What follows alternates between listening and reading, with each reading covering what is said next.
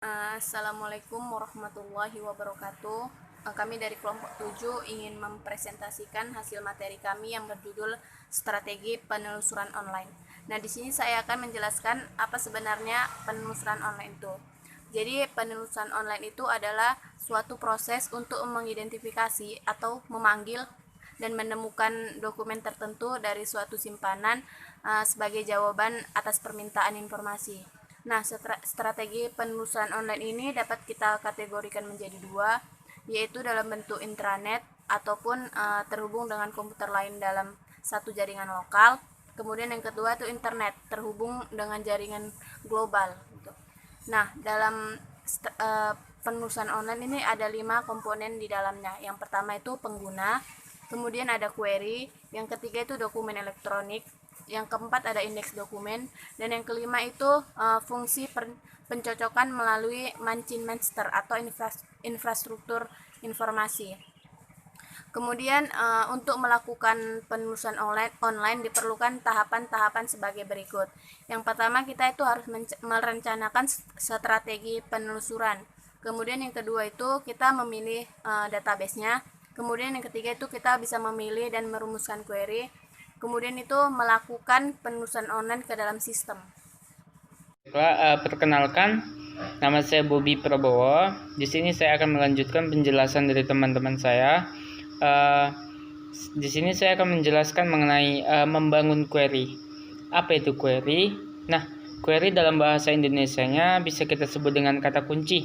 Kata kunci ialah kata-kata yang kita rumuskan, yang kita susun untuk mencari sebuah informasi yang kita butuhkan. Seperti saat kita mencari informasi di mesin pencari seperti Google atau Yahoo, maka kita memasukkan kata-kata di kolom pencarian. Nah, itulah kata kunci atau query. Dalam membangun query sendiri, saran saya sebaiknya kita semua mengidentifikasi, menganalisa terlebih dahulu kira-kira kata kunci seperti apa yang kira-kiranya tepat untuk membangun kata-kata yang bisa mewakili apa yang ingin kita cari. Nah, dalam penyusunan kata kunci ini kita harus perlu memperhatikan kata-kata seperti kata-kata istilah ilmiah ataupun singkatan, sinonim, persamaan kata dan sebagainya.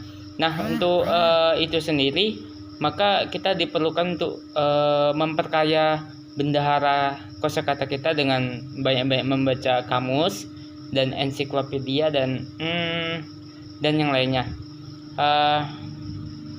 Kemudian salah satu contoh pencarian dengan istilah ilmiah itu begini.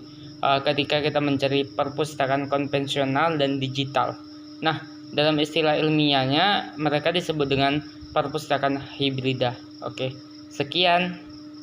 Assalamualaikum warahmatullahi wabarakatuh. Di sini saya akan menjelaskan tentang operator boolean.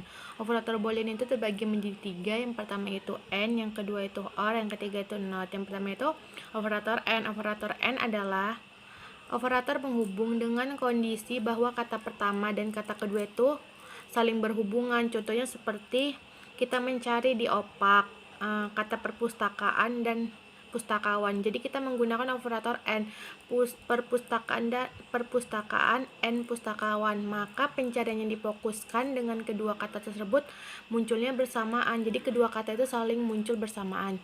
Yang kedua itu operator or. Operator or yaitu penghubung dengan syarat jika kata pertama dan kata yang dicari dalam pencarian opak maka akan mencari sesuatu yang mengandung kata pertama atau kata kedua. Contohnya itu seperti jika kata kunci yang mencari itu perpustakaan or pustakawan, maka pencarian yang difokuskan pada perpustakaan saja, tidak pustakawan.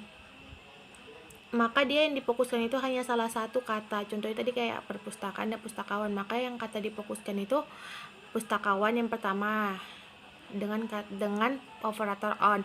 Dan yang ketiga itu operator not. Berarti bahwa pernyataan tersebut mempunyai nilai yang tidak mengandung pernyataan yang disebutkan. Contohnya ketika user ingin mencari judul artikel yang tidak mengandung kata pustakawan. Maka user mengetikkan kata perpustakaan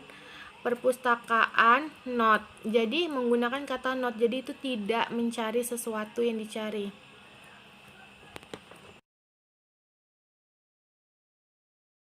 Selanjutnya di bagian terakhir itu ada model atau pola penelusuran online.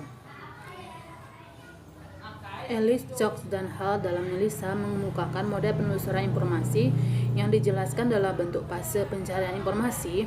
Model penelusuran informasi mencakup 8 fase, yaitu starting, chaining, browsing, differentiating, monitoring, extracting, verifying, dan ending.